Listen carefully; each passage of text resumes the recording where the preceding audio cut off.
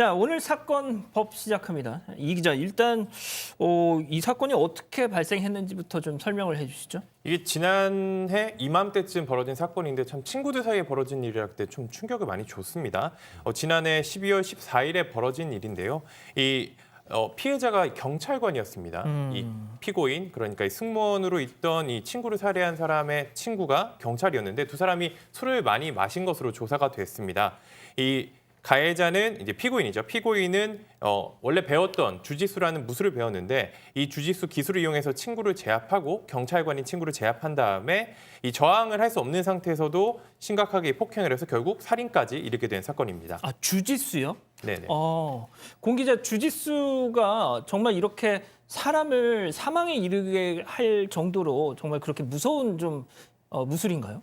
제가 주짓수를 한번 배워보려고 검색을 해본 적이 있는데 예. 주짓수를 딱 검색을 하면 여자가 남자를 이길 수 있는 유일한 무술이다. 이렇게 홍보를 하는 여성이 경우가 남성을? 굉장히 많습니다. 이게 뭔가 체격의 차이가 크지 않는 상황에서는 지렛대의 원리를 이용하기 때문에 강한 힘을 무력화할 수 있는 그런 무술이라고 하더라고요. 그래서 그래요? 그런 무술로 이렇게 친구를 잔혹하게 살해했다는 건 그 두 사람이 되게 가까운 사이였다면서요? 예, 맞습니다. 사실 이 김 씨와 이 피해자는 대학 동기 사이였는데 피해자가 결혼을 할 때 김 씨가 이제 그 결혼식 사회를 봤을 정도로 정말 절친한 사이였다고 합니다. 사실 이 사고 당일에도 두 사람이 만나게 된 계기가 김 씨가 지난해 다른 범죄 혐의로 고소를 당해서 경찰 조사를 받고 있었다고 해요.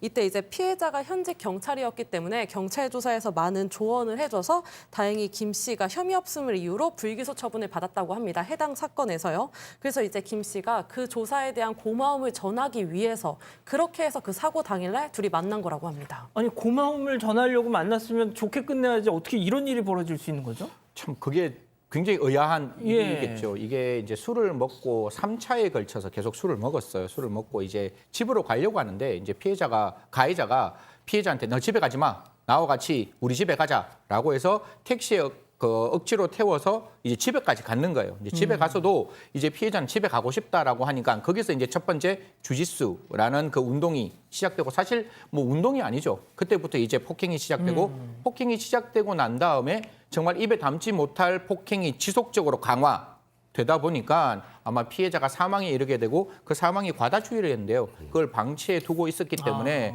이게 처음부터 살인의 미필적 고의로 이제 기소가 된 사건입니다. 그렇군요. 자, 그러면 첫 번째 재판 포인트 한번 짚어보죠. 술에 취해서 기억이 없다. 하하.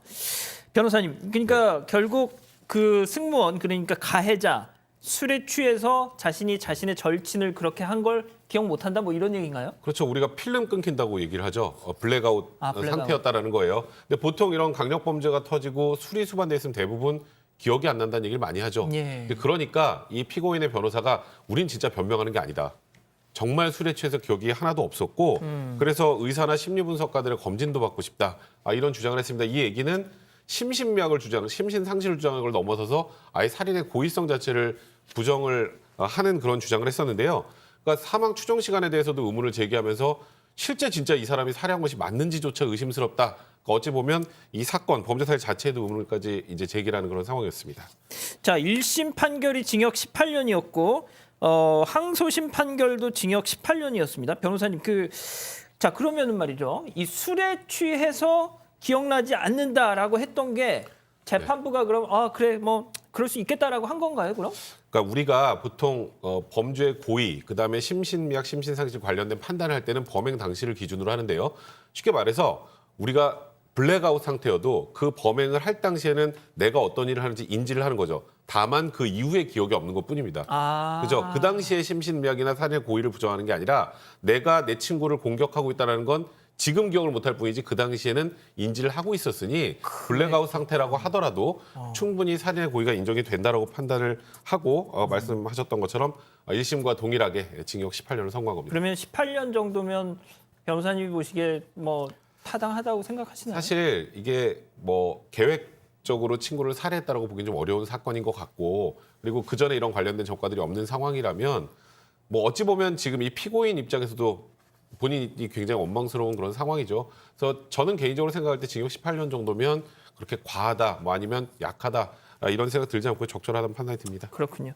알겠습니다. 첫 번째